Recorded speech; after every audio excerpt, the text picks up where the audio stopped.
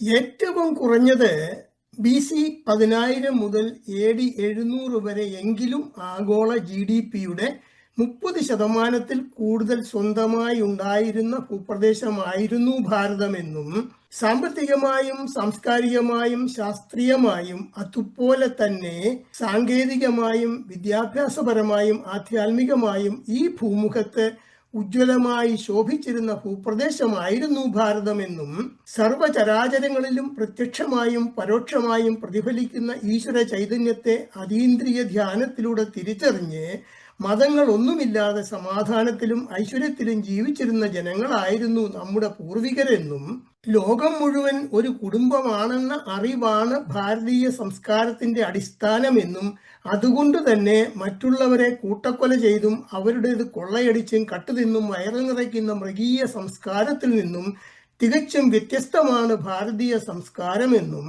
ഹിമാലയം മുതൽ ഗാന്ധാരം എന്നറിയപ്പെട്ടിരുന്ന ഇപ്പോഴത്തെ അഫ്ഗാനിസ്ഥാനും ശ്രീലങ്കയും ഇന്തോനേഷ്യയും ഉൾപ്പെടെ സിംഗപ്പൂരിന് സമീപം വരെ വ്യാപിച്ചു കിടന്നിരുന്ന മഹാരാജ്യമായിരുന്നു ഭാരതമെന്നും AD 1400 റിനേഷൻസ് അഥവാ നവോത്ഥാനം എന്ന പരിണാമത്തിന് തുടക്കം കുറിക്കുന്നത് വരെ the dark ages of Europe എന്ന കുപ്രസിദ്ധമായ അന്ധകാര യുഗങ്ങളിൽ പട്ടിണിയുടെയും ഫ്യൂഡലിസത്തിന്റെയും അതുപോലെ തന്നെ പകർച്ചവ്യാധികളുടെയും കരാളഹസ്തങ്ങളിൽ ഞെരിഞ്ഞമർന്ന് മഞ്ഞുറഞ്ഞു കിടന്നിരുന്ന യൂറോപ്പിലെ ബോധോദയം ഉണ്ടാകുന്നതിന് ആയിരക്കണക്കിന് വർഷങ്ങൾ മുൻപ് മുതലും ബ്രിട്ടീഷുകാരുടെ പൂർവികർ കൗപീനം പോലും ഇല്ലാതെ വാരുക്കുന്തങ്ങളുമായി കാട്ടുപന്നികളെ വേട്ടയാടി നടന്നിരുന്ന കാലത്തും ശാസ്ത്ര സാങ്കേതിക മേഖലകളിലെ മിക്കവാറും എല്ലാ അടിസ്ഥാന തത്വങ്ങളും സിദ്ധാന്തങ്ങളും കണ്ടുപിടിച്ച് കൃത്യമായി രേഖപ്പെടുത്തിയിരുന്ന ആചാര്യന്മാരുടെ നാടായിരുന്നു ഭാരതമെന്നും യേശുക്രിസ്തു ജനിക്കുന്നതിന് ഏകദേശം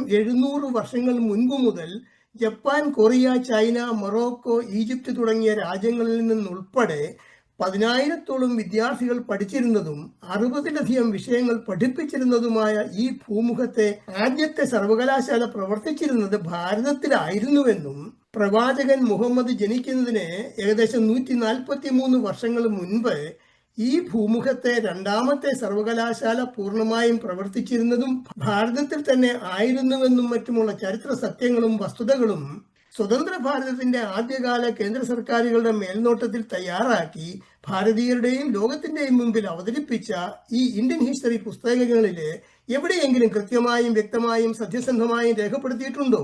ഭാരതത്തെ സംബന്ധിച്ചിടത്തോളം മർമ്മപ്രധാനമായ ഈ യാഥാർത്ഥ്യങ്ങളെ വേണ്ടത്ര പ്രാധാന്യത്തോടെ വിശദമായി പ്രതിപാദിക്കാതെ ഭാരതം, ഹിന്ദുസ്ഥാൻ, ഹിന്ദു എന്നീ 3 പദങ്ങളുടെ നിർവചനങ്ങൾ പോലും ഉൾപ്പെടുത്താതെ തയ്യാറാക്കിയ ഈ ചരിത്ര പുസ്തകങ്ങള് ഭാരതത്തിന്റെ യഥാർത്ഥ ചരിത്രമോ അതോ ആസൂത്രിതമായ ഒരു വഞ്ചനയോ?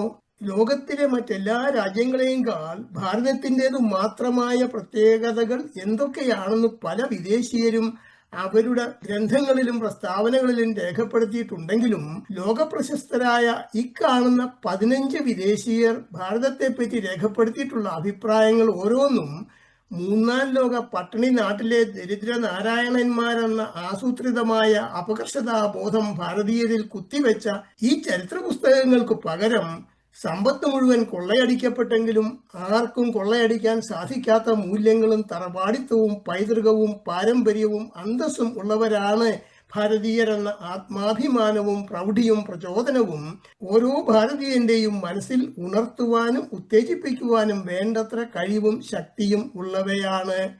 അവയിൽ ഏറ്റവും പ്രധാനപ്പെട്ട ചില അഭിപ്രായങ്ങൾ ഇവയാണ്. ഫ്രഞ്ചുകാരനായിരുന്ന റൊമൈൻ റോളണ്ട് എന്ന പണ്ഡിതന്റെ അഭിപ്രായത്തില് മാനവരാശിയുടെ അസ്തിത്വം ആരംഭിച്ച ആദ്യകാലം മുതൽ മനുഷ്യരുടെ എല്ലാ സ്വപ്നങ്ങളും അവയുടെ സാക്ഷാത്കാരവും കണ്ടെത്തിയ ഒരു സ്ഥലം ഭൂമിയിലുണ്ടെങ്കിൽ അത് ഭാരതം മാത്രമാണ്. ബ്രിട്ടീഷ് ഓറിയന്റലിസ്റ്റ് ആയിരുന്ന സർ വില്യം ജോനസിന്റെ അഭിപ്രായത്തിൽ സംസ്കൃത ഭാഷ അതിന്റെ പ്രാചീനത എത്ര തന്നെ ആയാലും അതിശയകരമായ ഘടനയുള്ളതാണ്. ഗ്രീക്കിനേക്കാൾ പൂർണ്ണമാണ്, ലത്തീനേക്കാൾ സമൃദ്ധമാണ്, രണ്ടിനേക്കാളും മനോഹരമായി പരിഷ്കരിക്കപ്പെട്ടതാണ്. ഈ സംസ്കൃത ഭാഷയുടെ ഉറവിടമായിരുന്നു ഭാരതം. ആർട്ടിഫിഷ്യൽ ഇന്റലിജൻസിന് ഏറ്റവും നല്ല ഭാഷ സംസ്കൃത ഭാഷയാണെന്ന് ഏതാനും മാസങ്ങൾക്ക് മുൻപാണ് നാസയിലെ പ്രശസ്തരായ ശാസ്ത്രജ്ഞന്മാർ അഭിപ്രായപ്പെട്ടത്. മാക്സ് മ്യൂളർ എന്ന ജർമ്മൻ പണ്ഡിതന്റെ അഭിപ്രായത്തിൽ ഏത് ആകാശത്തിന് കീഴിലാണ് മനുഷ്യ മനസ്സ് അതിന്റെ ഏറ്റവും മികച്ച കഴിവുകൾ വികസിപ്പിച്ചെടുത്തതെന്നും ജീവിതത്തിലെ അതിപ്രധാനങ്ങളായ പ്രശ്നങ്ങളെക്കുറിച്ച് ഏറ്റവും ആഴത്തിൽ ചിന്തിച്ചിട്ടുള്ളതെന്നും പരിഹാരങ്ങൾ കണ്ടെത്തിയിട്ടുള്ളതെന്നും എന്നോട് ചോദിച്ചാൽ ഭാരതത്തിലേക്ക് മാത്രമേ എനിക്ക് വിരൽ ചൂണ്ടാൻ കഴിയൂ എന്നാണ് ഭാരതത്തെ പറ്റി അഭിപ്രായപ്പെട്ടത്.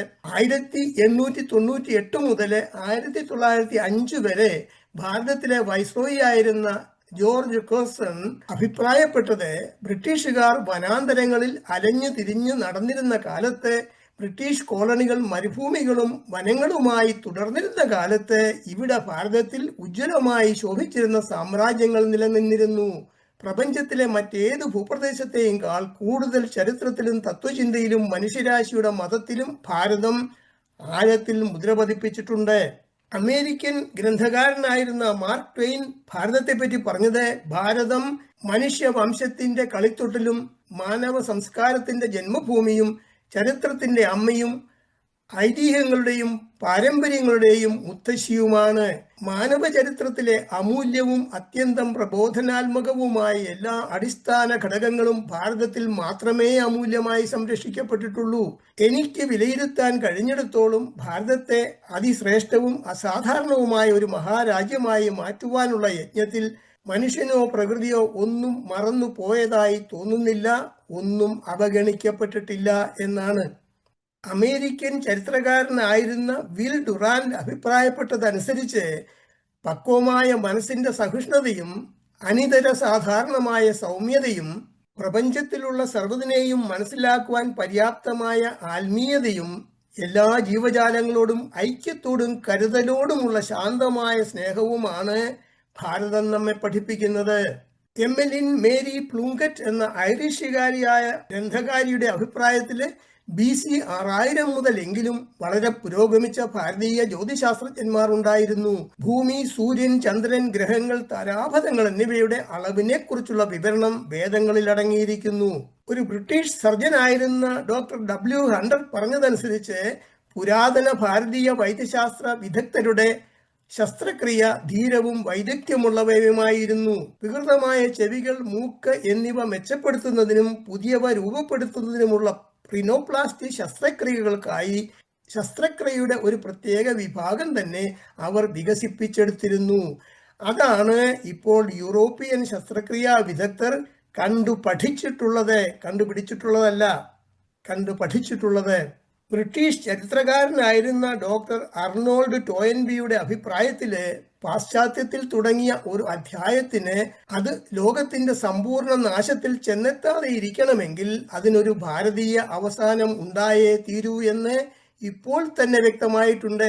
1975 മരിച്ച അദ്ദേഹം അന്ന് അഭിപ്രായപ്പെട്ട കാര്യമാണിത്. അതുപോലെ തന്നെ മനുഷ്യവംശം സ്വയം നാശത്തിലേക്ക് നീങ്ങിക്കൊണ്ടിരിക്കുന്ന ചരിത്രത്തിലെ അങ്ങേയറ്റം അപകടകരമായ ഈ നിമിഷത്തിൽ മനുഷ്യരാശിയുടെ രക്ഷയ്ക്കുള്ള ഒരേ ഒരു മാർഗം ഭാരതീയ മാർഗം മാത്രമാണ്. ഇവയിൽ ഏതെങ്കിലും ഒരു അഭിപ്രായത്തെ പറ്റിയോ അതിന് കാരണമായ ചരിത്ര യാഥാർത്ഥ്യങ്ങളെ പറ്റിയോ ഈ ഭാരത ചരിത്ര പുസ്തകങ്ങളിലെ എവിടെയെങ്കിലും ഒരു സൂചനയെങ്കിലും കാണാനുണ്ടോ? മതപരിവർത്തനത്തിന് വിസമ്മതിച്ച 30,000-ഓളം രജപുത്രരെ രാജസ്ഥാനിലെ ചിത്തോഗ്രായിൽ ശിരച്ഛേദം ചെയ്ത കശാപ്പുകാരനെ മഹാനായ അക്ബറായും ഇസ്ലാം സ്വീകരിക്കുവാൻ വിസമ്മതിച്ച ദശലക്ഷക്കണക്കിന് ഭാരതീയരെ കൊന്നുതള്ളി വിധവകളായി തീർന്ന സ്ത്രീകളെയും യുവതികളെയും അനുചരന്മാർക്ക് വീതം വെച്ച അറബി, മുഗൾ, തുർക്കി, മംഗോളിയൻ ഭീകരന്മാരെയും താജ്മഹലിന്റെ പണികൾ പൂർത്തിയായപ്പോൾ അതിനു മാറ്റുകൂട്ടിയ ശില്പികളുടെ കൈകൾ മുറിച്ചു കളഞ്ഞ ഷാജഹാനെയുമെല്ലാം ആരാധ്യരായ ചക്രവർത്തിമാരായി ചിത്രീകരിക്കുന്ന ഈ ചരിത്ര പുസ്തകങ്ങൾ സത്യസന്ധമാണോ?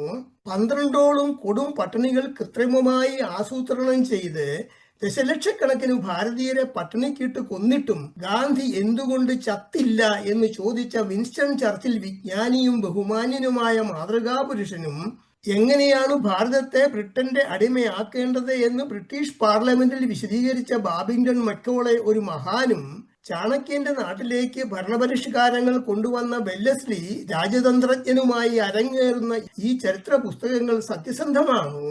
ഭാരതീയരെക്കാൾ ഭാരതത്തിന്റെ യഥാർത്ഥ ചരിത്രം പഠിച്ചു മനസ്സിലാക്കിയ ഈ വിദേശീയരെ രേഖപ്പെടുത്തിയിട്ടുള്ള മേൽപ്പറഞ്ഞ അഭിപ്രായങ്ങൾക്ക് കാരണമായ ചരിത്ര പ്രാധാന്യമുള്ള യാഥാർത്ഥ്യങ്ങളുമായി ബന്ധപ്പെട്ട എന്തെങ്കിലും വിവരങ്ങൾ ഈ ചരിത്ര പുസ്തകങ്ങളിൽ രേഖപ്പെടുത്തിയിട്ടുണ്ടോ? മർമ്മപ്രധാനങ്ങളായ മേൽപ്പറഞ്ഞ ചരിത്ര സത്യങ്ങള് കൃത്യമായും വ്യക്തമായും രേഖപ്പെടുത്താതെ ഭാരതത്തില് കൂട്ടക്കൊലയുടെയും കൊള്ളയുടെയും ചതിവിന്റെയും വഞ്ചനയുടെയും അതുപോലെ തന്നെ കൊടും ക്രൂരമായ മതപരിവർത്തനത്തിന്റെയും നഗ്നതാണ്ഡവമാടിയ ഈ കാപാലികന്മാരെ റോൾ മോഡലുകളായി കരുതി ആരാധിക്കുവാൻ, നയപരമായി ഭാരതീയരെ പ്രേരിപ്പിക്കുവാൻ പോരുന്ന വിധം തയ്യാറാക്കിയ ചരിത്ര പുസ്തകങ്ങളുടെ ഹിഡൻ അജണ്ട അതെന്തായിരുന്നു? 1942 ഓഗസ്റ്റ് 8 ക്വിറ്റ് ഇന്ത്യ പ്രക്ഷോഭണവുമായി ഗാന്ധിജി ഇറങ്ങിത്തിരിക്കുന്നതുവരെ മാതൃഭൂമിക്ക് മതങ്ങളെക്കാൾ പ്രാധാന്യം കൊടുത്ത് ഒന്നിച്ചു ഉണ്ടും ഒന്നിച്ചുറങ്ങിയും പരസ്പരം കൈകോർത്ത് ഒറ്റക്കെട്ടായി ബ്രിട്ടീഷുകാർക്കെതിരെ പോരാടി മാതൃഭൂമിയുടെ വീണ്ടെടുപ്പിന് വേണ്ടി ഒന്നിച്ചു മരിക്കുവാൻ പോലും തയ്യാറായിരുന്ന ഭാരതീയരില് മതവിഷമെന്ന കാളാകൂടം വളരെ ആസൂത്രിതമായി കുത്തിവെച്ച് 1943 ആയപ്പോഴേക്കും പൊതുനിരത്തുകളിൽ പേപ്പട്ടികളെ പോലെ അന്യോന്യം കടിച്ചു കീറുവാൻ മാത്രം അവരെ ഭ്രാന്തന്മാരാക്കി മഹത്തായ ഭാരതത്തെ 4 കഷ്ണങ്ങളായി വെട്ടിക്കീറി നശിപ്പിക്കുവാൻ കരിനീക്കം നടത്തിയ ബ്രിട്ടീഷ് ഇന്റലിജൻസിന് ചില ഭാരതീയരുടെ സഹകരണവും മൗനസമ്മതവും ഇല്ലായിരുന്നുവെങ്കിൽ ഭാരതത്തെ നശിപ്പിച്ച ആ കൊടും ചതിവ് വിജയിക്കുകയില്ലായിരുന്നു എന്ന വസ്തുത വിവരിക്കാത്ത ഈ ചരിത്ര പുസ്തകങ്ങൾ സത്യസന്ധമാണോ? നേതാജി സുഭാഷ് ചന്ദ്രബോസിനെ കോൺഗ്രസിന്റെ അധ്യക്ഷ സ്ഥാനത്ത് നിന്നും നീക്കം ചെയ്ത് വീട്ടുതടങ്കലിലാക്കിയതിന്റെ യഥാർത്ഥ കാരണം എന്തായിരുന്നുവെന്നും അതിനു പിന്നിൽ പ്രവർത്തിച്ചത് ആരൊക്കെ ആയിരുന്നുവെന്നും ഈ ചരിത്ര പുസ്തകങ്ങളില് സത്യസന്ധമായി രേഖപ്പെടുത്തിയിട്ടുണ്ടോ? ഭാരതത്തിന്റെ അവസാന തുള്ളി രക്തം വരെ ഈമ്പി കുടിച്ച ബ്രിട്ടീഷുകാരുടെ കാലുപിടിക്കാൻ പോകാതെ ബലപ്രയോഗത്തിലൂടെ തന്നെ അവരെ പുറത്താക്കുവാൻ ഇറങ്ങിത്തിരിച്ച നേതാജിയുടെ തിരോധാനത്തിന് പിന്നില് എന്താണ് സംഭവിച്ചത് എന്ന് ഈ ചരിത്ര പുസ്തകങ്ങളിൽ രേഖപ്പെടുത്തിയിട്ടുണ്ടോ? ഗാന്ധിജിയെ വധിക്കുവാൻ നഥൂറാം ഗോഡ്സെയെ പ്രേരിപ്പിച്ച 16 പ്രധാനപ്പെട്ട കാരണങ്ങളും അദ്ദേഹം കോടതിയിൽ സമർപ്പിച്ച വിശദീകരണങ്ങളും വ്യക്തമാക്കാതെ ആ ചരിത്ര സംഭവം മതഭ്രാന്തനായ ഒരു ഹിന്ദു ഗാന്ധിയെ വധിച്ചു എന്ന് ചുരുക്കി എഴുതുവാൻ കാരണം എന്തെന്ന് ഈ ചരിത്ര പുസ്തകങ്ങളിൽ നിന്നും മനസ്സിലാക്കാൻ കഴിയുമോ? യൂറോപ്യൻ ശാസ്ത്രജ്ഞന്മാരെക്കാൾ ആയിരക്കണക്കിന് വർഷങ്ങൾ മുൻപ് തന്നെ ഭാരതീയ ആചാര്യന്മാർ നടത്തിയിരുന്ന ശാസ്ത്ര സാങ്കേതിക കണ്ടുപിടുത്തങ്ങള് ലോകം അറിയാതെ പോകത്തക്ക വിധം ഈ ചരിത്ര പുസ്തകങ്ങളിൽ നിന്നും ഒഴിവാക്കിയത് ആരുടെ താല്പര്യപ്രകാരവും എന്തുദ്ദേശത്തിനുമായിരുന്നു? വിൻസ്റ്റൺ ചർച്ചിലിന്റെ പ്ലാൻ അനുസരിച്ച് ആസൂത്രിതമായി നടപ്പിലാക്കിയ 12ഓളം കൊടും ക്ഷാമങ്ങളിലൂടെ ഹിറ്റ്ലർ ജർമ്മനിയിലും അമേരിക്ക ജപ്പാനിലും നിമിഷങ്ങൾ കൊണ്ട് കൊന്നൊടുക്കിയ ജനങ്ങളുടെ ആകത്തുകയുടെ 10 മടങ്ങിലധികം ഭാരതീയരെ തുടർച്ചയായി പട്ടിണിക്കിട്ട് ഇഞ്ചിഞ്ചായി കൊന്നു കൊല വിളിച്ച കൊടും ക്രൂരത വരും തലമുറകൾക്ക് മനസ്സിലാക്കത്തക്ക വിധം ഈ ചരിത്ര പുസ്തകങ്ങളിൽ രേഖപ്പെടുത്തിയിട്ടുണ്ടോ? ആഗോള GDPയുടെ 25% കൂടുതൽ സ്വന്തമായി ഉണ്ടായിരുന്ന ഭാരതത്തിന്റെ GDP 1947 ആയപ്പോഴേക്കും 2.5% താഴെയാകുന്നതുവരെ കട്ടുമുടിച്ച ബ്രിട്ടീഷുകാര് വീണ്ടും മിടുക്കന്മാര് ചമഞ്ഞ് ഭാരതത്തെയും ഭാരതീയരെയും പരിഹസിക്കത്തക്ക വിധം ഞങ്ങൾ 3ാം ലോക ദരിദ്ര നാരായണന്മാരാണെന്ന് ലോകത്തിനു മുൻപിൽ ഭാരതീയരെ കൊണ്ട് തന്നെ അംഗീകരിപ്പിക്കുവാൻ ശ്രമിക്കുന്ന ഈ ചരിത്ര പുസ്തകങ്ങളില് ഈ ഭൂമുഖത്തെ ഏറ്റവും സമ്പൽ സമൃദ്ധമായിരുന്ന ഭാരതം എങ്ങനെയാണ് 3ാം ലോക ദരിദ്ര രാജ്യമായി തീർന്നത് എന്ന് സംശയാതീതമായി വിശദീകരിച്ചിട്ടുണ്ടോ? സ്വന്തം മാതൃഭൂമിയുടെ യഥാർത്ഥ ചരിത്രവും പൈതൃകവും കൃത്യമായി മനസ്സിലാക്കിയാൽ മാത്രമേ വരും തലമുറകൾക്കെങ്കിലും ഭാരതീയർ എന്നതില് 100% അഭിമാനമുണ്ടാകുകയും ഈ മഹത് വ്യക്തികളെ പോലെ ഏതു മണികെട്ടിയ സായിപ്പിനെയും നിർത്തേണ്ടടുത്ത് നിർത്തി നട്ടെല്ലു വളയാതെ ആവശ്യം വന്നാൽ പോനാൽ പോകട്ടും പോടാ എന്ന് ഒറ്റ നോട്ടത്തിൽ മനസ്സിലാക്കി കൊടുക്കുവാനും ലോകത്തിലെ ഏറ്റവും വലിയ സാമ്പത്തിക സൈനിക ശക്തിയായി ഇന്ന് ഉയർന്നുകൊണ്ടിരിക്കുന്ന ഭാരതത്തിന്റെ ഉദ്യമങ്ങളില് കർമ്മനിരതരായ ഈ സാരഥികളോടൊപ്പം പൂർണ്ണ ഭാഗഭാക്കുകളാകുവാനും കഴിയൂ എന്ന ബോധ്യമാണ് ഈ ചോദ്യങ്ങൾ നിങ്ങളുമായി പങ്കുവയ്ക്കുവാനുണ്ടായ പ്രേരണ. അഭിപ്രായങ്ങളും നിർദ്ദേശങ്ങളും കമന്റ് ചെയ്യുക. നന്ദി, നമസ്കാരം.